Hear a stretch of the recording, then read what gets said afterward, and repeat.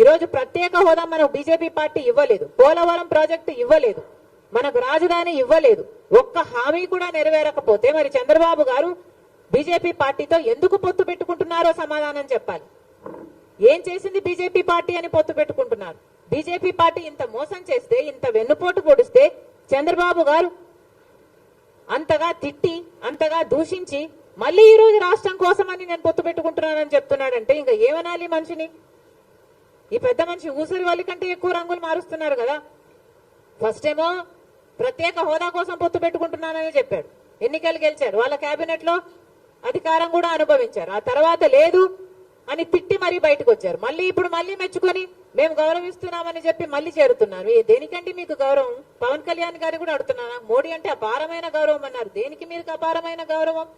మనకు పోలవరం ఇచ్చినందుకు మీకు అపారమైన గౌరవమా? మన రాజధాని ఇచ్చినందుకు మీకు అపారమైన గౌరవమా? స్పెషల్ చేసి ఇచ్చినందుకు మీకు అపారమైన గౌరవమా? ప్రజలకు సమాధానం చెప్పాల్సిన అవసరం ఉంది. జగన్మోహన్ రెడ్డి గారిని కూడా అడుగుతున్నాం, మీరు ఇంకా తెలివైన వాళ్ళు, మీ పొత్తులు కనిపించవు. ఎందుకంటే మీ అక్రమ పొత్తులు, మీ రహస్య పొత్తులు. చంద్రబాబు గారైనా బహిరంగంగా ప్రజలకు చెప్పి పొత్తులు పెట్టుకుంటున్నారు, జగనన్న గారైతే రహస్యంగానే పొత్తులు పెట్టుకుంటున్నారు. ఇన్ని సంవత్సరాలుగా బీజేపీ పార్టీని ఒక్క ప్రశ్న అడిగింది లేదు. ఇన్ని సంవత్సరాలుగా ఎన్ని బిల్లులుంటే ప్రతి బిల్లులకు మద్దతు ఇచ్చారు జగన్మోహన్ రెడ్డి గారు. ఇన్ని సంవత్సరాలుగా ఎక్కడ వాళ్ళకి ఏ అధికారం కావాలైనా బీజేపీ పార్టీ నాయకులకి మనది పెట్టిందే, ఇక్కడే అడ్డా అన్నట్టుగా ఏది కావాలంటే బీజేపీ పార్టీకి, ఏ ప్రాజెక్ట్ అయినా బీజేపీ పార్టీ తీసుకోవచ్చు, ఏ అధికారమైనా బీజేపీ పార్టీ తీసుకోవచ్చు, ఏ దేనికైనా రెడీ అన్నట్టుగా జగన్మోహన్ రెడ్డి గారు వ్యవహరిస్తూ బీజేపీ బానిసలుగా మీరు ఎందుకు వ్యవహరిస్తున్నారు అని అడుగుతున్నాం. బీజేపీ పార్టీకి తెలుసు అవినీతి చేస్తున్నారు అని బీజేపీ పార్టీ చెప్తూనే ఉంది. మద్యం మాఫియా అంటారు, మైనింగ్ మాఫియా అని చెప్తున్నారు, వాళ్ళ నాయకులే వచ్చి మాట్లాడుతున్నారు. మరి మీకు తెలిసినప్పుడు మీరు ఎందుకు ఏ యాక్షన్ అయినా తీసుకోవడం లేదు ప్రభుత్వం మీద? ఈరోజు మద్యం మాఫియా ఎంత భయంకరంగా జరుగుతుంది. ఈరోజు మన రాష్ట్రంలో మద్యము డిజిటల్ పేమెంట్సే లేవు. ఎవడు మద్యం కొనడానికి వెళ్ళినా క్యాషే, అంటే క్యాషే పెట్టి కొనాలట, డిజిటల్ పేమెంట్సే లేవు.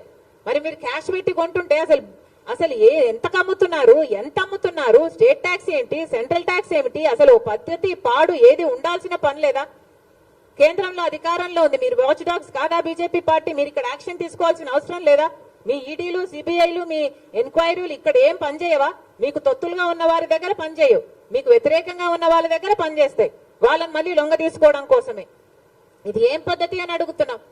మాఫియా జరుగుతుందని తెలుసు, లిక్కర్ మాఫియా అని మీరే చెప్తున్నారు. సిద్ధమని పెద్ద పెద్ద సభలు పెడుతున్నారు. ఒక్కొక్క సభకి 90 కోట్ల రూపాయలు అవుతుందట. ఎక్కడి నుంచి వస్తున్నాయండి ఈ డబ్బులన్నీ? సిద్ధమని పెద్ద యాడ్ క్యాంపెయిన్ నడుపుతున్నారు, 600 కోట్లు ఖర్చు పెడుతున్నారట. ఎవరి డబ్బులు ఇవి? ఎక్కడి నుంచి వస్తున్నాయి ఈ డబ్బులన్నీ?